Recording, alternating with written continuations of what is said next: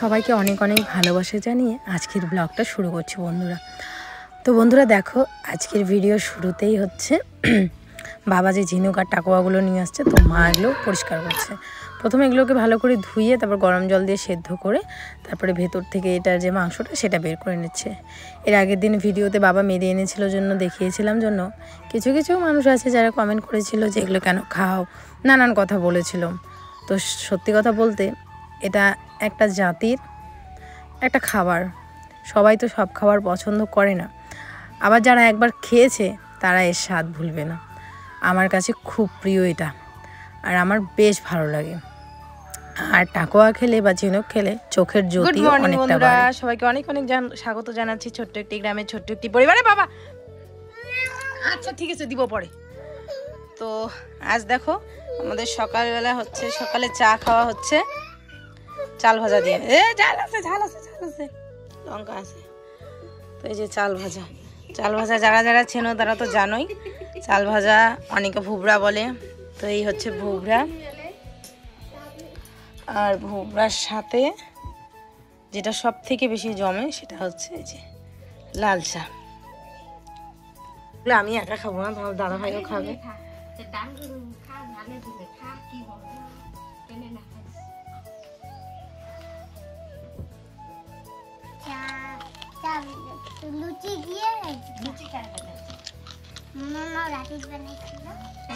ছেলেটা অভদ্র দুনিয়ার হয়েছে, মানে এত পাজি হয়েছে, দিন যাচ্ছে যাই পায় তাই মুখে দেয়।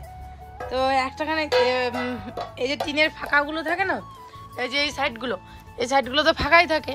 তো এগুলোর ভিতরে অনেক সময় মাকড়সার জাল বা অনেক কিছু আর কি ঢুকে থাকে।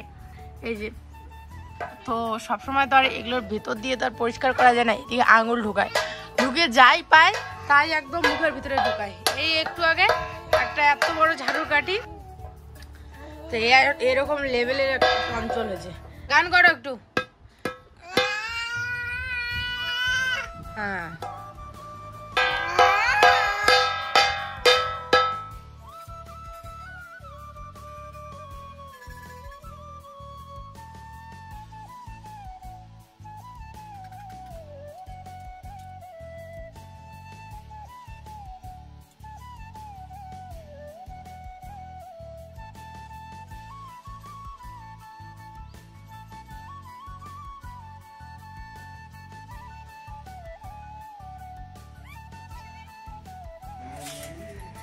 তো বন্ধুরা এখন বাজতে চলছে বেলা প্রায় মোটামুটি 11টার মতো। আর আমি এদিকে রান্না বলতে আলু সয়াবিনের ঝোল করবো ভাবছি। আর হচ্ছে তার সাথে এই যে মিষ্টি কুমড়া নিয়ে আসছে। আমাদের খেতে দেখো কত মিষ্টি কুমড়া, তারপরেও তোমাদের দাদাভাই মিষ্টি কুমড়া নিয়ে আসছে। তো সেই মিষ্টি কুমড়া দিয়ে সমস্ত আর কি মিষ্টি কুমড়া দিয়ে একটা হচ্ছে তরকারি মতো করবো। ক্ষেত থেকে একটু কটা ডাটা নিয়ে আসবো, ডাটা দিয়ে করবো আর কি তরকারিটা মিষ্টি কুমড়ো দিয়ে। তো এই হচ্ছে আজকে রান্না, আলু সয়াবিনের ঝোল আর হচ্ছে মিষ্টি কুমড়ার তরকারি। আর তোমরা কালকের ভিডিওতে অনেকেই কমেন্ট করে বলছো যে মিতু তুমি হচ্ছে শিলিগুড়িতে যাও, কারণ শিলিগুড়িতে দেখানোটা বেশি ভালো, যেহেতু ফেসের ব্যাপার, আর খুব তাড়াতাড়ি করো কারণ কোনো কিছু ফেলে রাখতে নেই। তো এটাও আমিও ভাবছি যে তাড়াতাড়ি করে নেবো, কারণ আমারও এই জিনিসটা না ভালো লাগে না, একটা জিনিস ধরে রাখতে কারোই ভালো লাগে না, তাই না বলো? তো দেখি। আর শিলিগুড়িতে তো যাবো ঠিকই, তা আমাদের মানে কি বলি, আর শিলিগুড়িতে আমাদের দাদা ভাই আর কি বলছে যে ওর আর কি কটা কাজ আছে আর কি, তো কাজগুলো কমপ্লিট করে তারপরে যাবে। তো দেখি ওর কাজগুলো কবে শেষ হয় তারপরে। আর অ্যাকচুয়ালি কি বলতো, আমি না মানে যে কোনো কিছুই হোক কোনোদিনও আমি জোর করি না যে আমাকে নিয়ে চলো আমার অসুবিধা হতেছে, মানে কোনো অসুখের ক্ষেত্রে বলো বা কোনো কিছুর ক্ষেত্রে আমি কোনোদিনও প্রেশার ক্রিয়েট করি না, যে কোনো কিছুর ক্ষেত্রে আমি কোনোদিনও প্রেশার ক্রিয়েট করি না যে আমাকে লাগবে, আমাকে নিয়ে চলো বা কোনো কিছু। তো যার জন্য ও কি আর নেয় না, যখন ওর মনে হয় তখন নেয়, যখন ওর ভাবে যে ঠিক আছে কোনো ব্যাপার না, চলো কয়েকদিন আরও যাবে, তখন এরকমই আর কি, এরকমটাই হয় আর কি। প্রত্যেকটা বউদের ক্ষেত্রে আমার মনে হয় এরকমটা হয়। যদি তোমরা ভাবো না যে ঠিক আছে ওদের সমস্যা, ওদের সমস্ত কিছু, এই সমস্ত কিছু দেখতে দেখতেই না আমাদের জীবনের অর্ধেকটা দিন বা আমাদের জীবনের অনেক সময় গুরুত্বপূর্ণটা আমাদেরই, সেটা আমরা সবসময় দাবায় রাখি না, যার কারণে ওইটা ওরা ওইরকমটাই হয়ে যায়। এই যে কথা,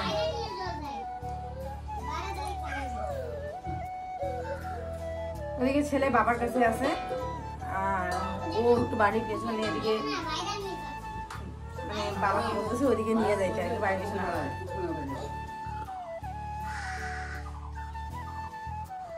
যাই হোক বন্ধুরা, মিতু তো বললো যে আমি আসলে যেটা ও ভাবছে সেটা কিন্তু একদমই না। আমি যেহেতু সিদ্ধান্ত নিয়ে নিছি যে শিলিগুড়িতেই যাব, তোমরাও বলছো যে শিলিগুড়িতে ভালো হবে, তো একটাই কথা হচ্ছে যে আমাদের বাড়ির থেকে শিলিগুড়ি খুব ইসে হলেও মোটামুটি 2-2.5 ঘন্টা তো লাগবেই। এবার যদি বাসে যাও বা অন্য কোনো ইস্যুতে যাও, ওই ধরে নাও 2.5-3 ঘন্টা ধরে নাও আর কি, রাস্তাঘাটে এসে নিয়ে জামজুম নিয়ে। তো টানা 2.5 ঘন্টা 3 ঘন্টা যে আমার ছেলে যে দুষ্টু, মানে গাড়িতে যে থাকবে এটা নিয়ে একটা বিশাল সন্দেহের ব্যাপার। কীভাবে 2.5-3 ঘন্টা গাড়িতে ও থাকবে, আমাদেরটা আমি চিন্তা করতেছি না। তার মধ্যে প্রচণ্ড গরম, তো এই গরমে একবার গাড়িতে যদি রিজার্ভ গাড়িও করি তো সেখানটায় এসি, আবার যখন নামবো সেখানে নন এসি, মানে বাইরে যখন নামবো। তো এরকমটা আমাদের কথা বাদই দাও যে আমাদের সর্দি কাশি লাগবে বা জ্বর আসবে, নাথিং, কিন্তু ছেলেটার কথা ভাবো কী হবে। তো এটাই ভাবতেছি যে কি করব। আর যদি পরিবেশটা একটু ঠান্ডা হতো তাহলে অবশ্যই, যদি মানে বৃষ্টিও তো হচ্ছে না, প্রচণ্ড গরম। পুচকু যদি 2 বছর 3 বছর হতো, মানে হাঁটতে পারে বা একটু বুঝতে পারে সব কিছু, তাহলে মানে বিষয়টা অতটাও ভাবার ছিল না, আমি যতটা ভাবতেছি আমি। এবার কি হয়, অনেক সময় মিনিমাম আধা ঘন্টা লাগবে মিতুর সার্জারিটা করতে। ও আমার কাছে খুব জোরে 10 থেকে 15 মিনিট 20 মিনিট থাকবে। আধা ঘন্টা যখন ওই যে বাকি 10-20 মিনিট যে ও কান্না শুরু করে বাড়িতেই, তো থামানো শুধু একজনই পারে, সেটা হচ্ছে মিতু। তখন যদি ও খোঁজে মিতুকে, তখন কি হবে? ধরে না ও ওটির ভিতরে সার্জারি হচ্ছে, ও খুঁজতেছে, আমার কোলে কিচ্ছুতেই থাকবে না। তো সিচুয়েশানটা ওইটা ভাবতেছি যে কী হবে। যাই হোক, তারপরেও সব ভাবনা চিন্তার পরে তো করতে হবে, এটাই ভাবতেছি আমি। আমার বড় জামাইবাবুকে ফোন করলাম, তো বললাম, তো বললো যে দেখ, চিন্তা ভাবনা কর কোনটা ভালো হয়। তার কারণ সবটাই তো ভাবতে হয় আমাদের থেকে, তো আমাদের বাচ্চাটাও ইম্পর্টেন্ট। ও দেখা গেলো শিলিগুড়ি যাওয়া আসা করতে করতে ওর শরীর দুর্বল হয়ে গেলো বা জ্বর ধরে গেলো, তখন কী হবে? এই যে গরমে কতটা ওর ক্ষতি হবে আর কি, আমি ওটাও ভাবতেছি। যাই হোক, একটা না একটা কিছু তো হবেই, আর সব কিছু তোমাদেরকে তো জানানোই হবে, দেখতে থাকো।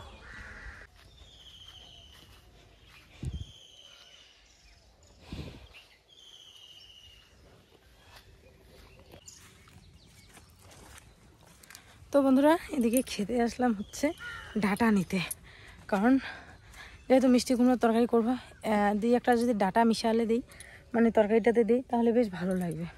তো চলো কটা ডাটা নিয়ে যাই। আর সেরকম একটা হয়নি, কিন্তু কয়েকটাই হয়েছে, তো খাওয়ার মতো আর কি। চলো, আর এই রোদ্রের মধ্যে ভার পিছনে আসতে ইচ্ছে করে না।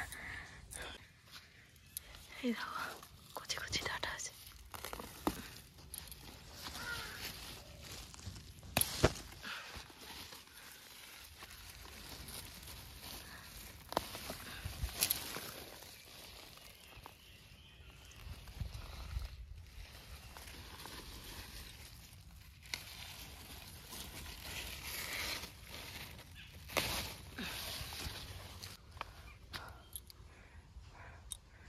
বেশ হয়ে গেছে, আর লাগবে না, এই কয়টা ডাটাতেই হয়ে যাবে, আর লাগবে না। আর খেতে এই যে আম গাছটা, এই আম গাছটা থেকে সব আমের কড়াগুলো যে পড়ে যেতেছে, আম ভর্তি।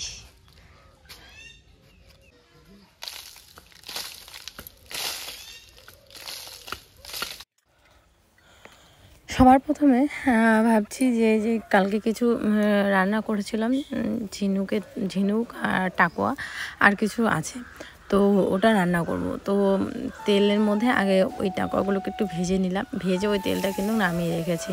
নামিয়ে তারপর এক্সট্রা করে কড়াইতে তেল দিয়ে, কড়াইটা ধুয়ে কড়াইটাতে তেল দিয়ে তারপরে এই সবজিটা বসিয়েছি, কারণ বাবার জন্য, কারণ বাবা নিরামিষ খায়, তো সেই জন্য আর কি। তো যাই হোক, আমার আর কি দুইটা যদি কড়াই হতো তাহলে সুবিধা হতো। অনেকেই মাঝে মাঝে কমেন্ট করো যে একটা কড়াই নিরামিষ রান্না করবে, একটাতে আমিষ রান্না করবে, তাহলে তোমার এত মাজতে হবে না। তো আর কি একটা রান্না করে আবার মাজা আবার রান্না, তো সেটা ঠিক, কিন্তু না তারপরে আবার দুইটা কড়াই মাজতে হবে, এগুলো ভেবে ভেবে আমার দরকার নেই, থাকে একটাই ঠিক আছে। তো যাই হোক, এদিকে ওই রান্নাটা, এই যে এই তরকারিটা করে শেষ করে তারপরে হচ্ছে সোয়াবিনের তরকারি রান্না করব। তো আলুগুলোকে দেখো আগে প্রেশার কুকারে সেদ্ধ করে রেখেছি, আর এখনকার দিনের আলুগুলো না সেদ্ধই হতে চায় না। মানে যদি নর্মাল আমরা তরকারিতে দিয়ে সেদ্ধ করি আর কি, যেরকম আর কি ঠান্ডার দিনে, মানে শীতের দিনের সবজি, কিন্তু এখন যেহেতু না এই সবজিগুলো, মানে সবজি যে কোনো সবজি সিদ্ধ হয়ে যায়, কিন্তু আলুটা সেদ্ধই হতে চায় না, খুব মানে ইসে লাগে। তো সেই জন্য যে কোনো তরকারি রান্নার আগে আমি আলুটাকে ভালো করে আগে হচ্ছে প্রেশারে বা কোনো প্রেশারেই সেদ্ধ করে নিই, তাহলে সময়ও কম লাগে আর সেদ্ধও ভালো হয়। তো যাই হোক, দেখো তরকারিটা মোটামুটি হয়ে গেছে, বেশ ভালো লাগে এরকম তরকারি, মিষ্টি কুমড়া, তারপর হচ্ছে আর এরকম তরকারি রান্নলে কিসের কথা মনে পড়ে বলো তো? খিচুড়ির কথা। মানে খিচুড়ি দিয়ে কিন্তু এইসব ঘন্ট বেশ ভালো লাগে। আর অনেক দিন হয়ে গেল না খিচুড়ি খাই না। আমার তো মাঝে মাঝে মনে হয় যে খিচুড়ি করে খাই, কিন্তু ওই যে বললাম বাড়ির লোক পছন্দ করে না। তো যাই হোক, এখানে দেখো এক বাটি বাবার জন্য নামিয়ে রাখলাম, মানে এক বাটি না, হাফ বাটি। তো এটা বাবা খাবে, তারপরে এটার মধ্যে আমি এই যে টাকোয়াগুলো দিলাম। তো আমাদের দাদাভাই অবশ্য খায় না এই জিনিসটা, টাকোয়া বা ঝিনুক এগুলো খায় না, কিন্তু ও না খেলেও মানে তরকারিতে দিলে চলবে, মানে তরকারিতে দিলে ও হচ্ছে আর কি নামিয়ে রাখবে আমার জন্য, মানে টাকোয়াগুলো সাইডে সরিয়ে রাখবে, কিন্তু তরকারিটা খাবে। আর বাবা তো একদমই খায় না, তো যার কারণে বাবারটা নামিয়ে রাখলাম। তো ওদিকে যে সোয়াবিনের তরকারিটা বসিয়ে এদিকে চলে আসলাম আমার বিছানাটা গোছাতে, কারণ মোটামুটি এখন প্রায় 11টার মতো বেজে গেছে। তো ছেলেকে আবার আমার ঘুম পাড়াতে হবে, কারণ ও যদি এখন ঘুমায় তাহলে হচ্ছে মানে 12টা সাড়ে 12টার দিকে উঠলে পরে তারপরে আরেকবার দুপুরে ঘুমাবে। কিন্তু এখন আজকে এমন হয়েছে না, পরিশ্রম ওর বোধহয় বেশি হয়েছে, আজকে রৌদ্রও খুব, মোটামুটি 1টার দিকে ও ঘুম থেকে উঠেছে, যার কারণে হচ্ছে আজকে মানে দুপুরবেলার ঘুমটা ওইদিকে ওর ক্লিয়ার হয়ে গেছে, যার কারণে দুপুরবেলা ঘুমাইনি। তো যাই হোক, এদিকে দেখো সোয়াবিনের তরকারিটাও বসিয়েছি, নর্মালি পেঁয়াজ ফোড়ন দিয়েছি, পেঁয়াজ আর হচ্ছে টমেটো দিয়েছিলাম একটুখানি। গরমের দিনে হালকা পাতলা মানে টমেটো দিয়ে একদম পাতলা ঝোল করতেই খেতেই ভালো লাগে, যে কোনো মাছ বলো বা এখনের দিনে তো ডালটা খাওয়া খুবই প্রয়োজন। তো চলো রান্নাবান্না শেষ করে স্নান করে তোমাদের সামনে, রান্নাবান্না সমস্ত কিছু শেষ করে বাসন টাসন সমস্ত কিছু ধুয়ে রান্নাঘরটা পরিষ্কার করে স্নান ধান করে চলে আসলাম। তো তার আগে ছেলেকে এই যে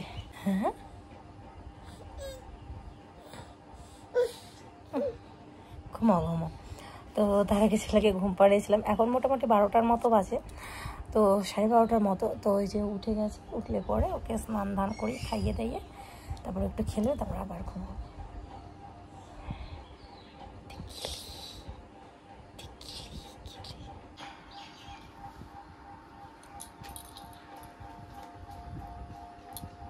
থ্যাংক ইউ। ছেলে উঠে নাই না, কখন উঠবে?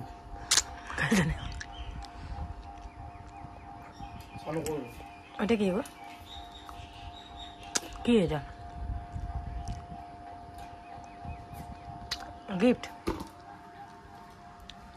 ও আচ্ছা, প্রমোশনের যে আমি একটা প্রোডাক্টের ভিডিও করলাম, প্রমোশনের ভিডিও, ওই যে দেখতে পাচ্ছ ওখানে প্রমোশনের ভিডিও করলাম, মুখটাও দেখতে পাচ্ছ, ফেসে আমি মেকআপ করেছি, যার আমি কোনোদিনও মেকআপ করি না, তোমরা জানোই মেকআপ ছাড়াই আমি সবসময় থাকি।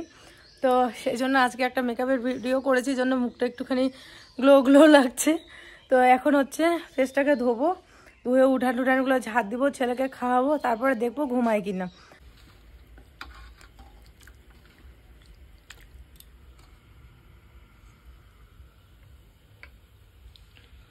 সন্ধ্যা বন্ধুরা, এখন বাজতে চলছে মোটামুটি প্রায় 7:30টার মতো। তো এদিকে হচ্ছে রান্না বসিয়ে দিলাম, তোমাদের হচ্ছে কি রান্না করবো বলো তো, মানে দুপুরবেলা না ওদের খাওয়াটা একটু শান্তি হয়নি, কারণ ওই যে আলু সোয়াবিনের তরকারিতে একটু শর্টকাটে রান্না করেছিলাম, তো শর্টকাটে রান্না করেছিলাম জন্য ও বলছে যে বেশ একটা ভালো হয়নি। তো ইদানিং কিছুদিন ধরে আমার কেন জানি না রান্না বান্নাতে একটুখানি মনটা একটু কম দিচ্ছি, যার কারণে মাঝে মাঝে রান্না ভালো হচ্ছে, মাঝে মাঝে কম মানে ভালো হচ্ছে না, বেশিরভাগই এখন বকা খাই। তো যাই হোক, কোনো ব্যাপার না, মানুষের জীবনে একসময় বকা খাবো, একসময় ভালোবাসবে, এই আর কি। তো যাই হোক, রান্না এখন করছি ডাল আর হচ্ছে ঢ্যাঁড়স ভাজা। তো ঢ্যাঁড়স ভাজা ডাল ওরা মানে বাবা সবাই আর কি ঢ্যাঁড়স ভাজা সবাই ভালোবাসে, কিন্তু আমার না ঢ্যাঁড়স ভাজাটা ভালোও লাগে না। দ্বিতীয়ত পুচকুর সর্দি আছে, ঢ্যাঁড়স খেলে নাকি সর্দি, মানে যাদের ছোট বাচ্চা আছে মানে ব্রেস্ট ফিডিং করে তাদের নাকি ঢ্যাঁড়স মাদের আর কি খাওয়া যায় না, আমি জানি না ঠিক এতটা। তো যাই হোক, সেই জন্য আমি ঢ্যাঁড়সটা খাবো না, আর ঢ্যাঁড়স মানে ভালো লাগে না। তো আমার জন্য একটুখানি আমি 2-3টা আলু কেটেছি, ছোট ছোট আলু ভাজা করবো। আর হচ্ছে তোমাদের একটা জিনিস দেখাই, এই দেখো পুচকুর বার্থডেতে বেগুনি করা হয়েছিল, তো বেগুনির জন্য হচ্ছে নিয়ে আসা হচ্ছিল বেসন, আর এটা দিয়ে দেখো 1 কৌটা বেসন হয়ে গেছে। আর আমরা তো সেরকম একটা বড়া টড়া খাই না, যার কারণে এই যে বেসনগুলো আছে না, এগুলো যদি আমি রেখেও দিই ঘরের মধ্যে নষ্ট হয়ে যাবে, তো আমাকে খেতে হবে। তো এই জন্য ভাবলাম যে যেহেতু একটা কুমড়ো আছে, তো কুমড়োটা অল্প করে একটুখানি কুমড়োর চপ করি, কুমড়োর চপ ভালোই লাগবে বেশ রাত্রেবেলা, আর আমার বেসনটাও শেষ হবে। তো দেখো তো এতগুলো বেসন, তোমরা যদি কেউ জানো অবশ্যই কমেন্ট করে জানিও তো। আচ্ছা না, আমি না মাঝে মাঝে মানে ভিডিওতে দেখি অনেক সময় আসে যায় স্কুল করতে করতে যে বেসন কা লাড্ডু, ঠিক আছে, বেসনের লাড্ডু আর কি কীভাবে যে বানায়, এটা আমার হয় দেখতে হবে ইউটিউবে, না তোমরা প্লিজ একটু যদি জানো কমেন্ট করে জানিও তো। বেসনের লাড্ডু যদি করা যেত তাহলে হয়তো বেসনগুলোর গতি হতো, কিন্তু আমি খেতে পারবো কিনা, মানে বড়া ঠড়া যদি করা যায় না তাহলে একটু খেতে পারি, বা চপ টপ করলে বেসনের এমনিতে যে একটা উগ্র গন্ধ, অনেকে ফেসে লাগায়, আমিও লাগিয়েছিলাম, কিন্তু এত গন্ধ লাগে না আমার, এখন বমি পাই জানি কেন জানি না, বেসনের গন্ধটা, কাঁচা বেসনের গন্ধটা। তো ওইটা যদি থাকে তাহলে এই বেসনের লাড্ডু আমার আর বানাতে হবে না। তো এদিকে বসিয়ে দিলাম হচ্ছে রাতের রান্না। রাতের রান্না বলতে বেশিরভাগই আমরা কিন্তু রাতের বেলা কি খাই বলো তো, আলু সেদ্ধ, মানে সেদ্ধ ভাতটাই আমরা বেশি খাই, আমাদের কাছে সেদ্ধ ভাতটাই বেশ ভালো লাগে, শর্টকাটেও হয়ে যায় আর মানে ভালোও লাগে গরম গরম সেদ্ধ ভাত খেতে। তো আজকে আবার দুপুরে খাবারটা সেরকম কারোই ভালো হয়নি, বলছিল যে, তো সেই জন্য ভাবলাম যে ঠিক আছে কিছু একটা করি। আর ছেলে আজকে না মোটামুটি এই যে দুপুরবেলায় ঘুমায়নি, তো সন্ধ্যের দিকে ঘুমিয়ে পড়েছে, তো ভাবলাম যে যদি রাতে খায় তার জন্য একটুখানি ডাল আর একটুখানি হচ্ছে ভেন্ডি ভাজা করলাম। আর এই যে মিষ্টি কুমড়োগুলো আছে, যেহেতু এতগুলো বেসন আছে, তো মিষ্টি কুমড়ো দিয়ে চপ বানিয়ে ফেলি। তো চলো চপগুলো বানানোর পরে তোমাদের দেখাচ্ছি, দারুণ টেস্টি হয়েছিল। আর অনেকেই আবার ইফতারের সময় কিন্তু বেশ ভালো লাগে, মানে মাঝে মাঝে তো আমি দেখি ইফতারের ভিডিওগুলো তোমাদের বাংলাদেশের, বেশ ভালো লাগে ইফতারের সময় এরকম করে তোমরা নানান জিনিসগুলো সাজিয়ে সাজিয়ে মানে করো, বেগুনি করো, তারপর হচ্ছে এরকম কুমড়োর চপ করো, নানান ধরনের পকোড়া করো, নানান ধরনের শরবত করো, বেশ ভালো লাগে দেখতে। জানো আমার না প্রচণ্ড লোভ লাগে এরকম তোমাদের ইফতারিগুলো দেখতে। তো যাই হোক, এদিকে দেখো বড়াগুলো দারুণ সুন্দরভাবে একদম ফুলে ফুলে উঠেছে, বেশ ভালো লাগে দেখতে। তো দেখো বড়াগুলো কত মুচমুচে হয়েছে, দারুণ দারুণ হয়েছে। আরেক খোলা দিছি, এগুলো হয়ে গেলেই বাস হয়েছে।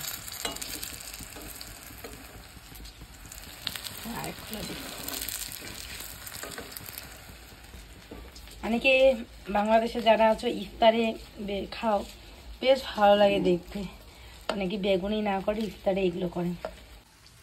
গরমের দিনে রান্নাঘরে আসলে একটু ঘেমে ছেমে ডাল। চলো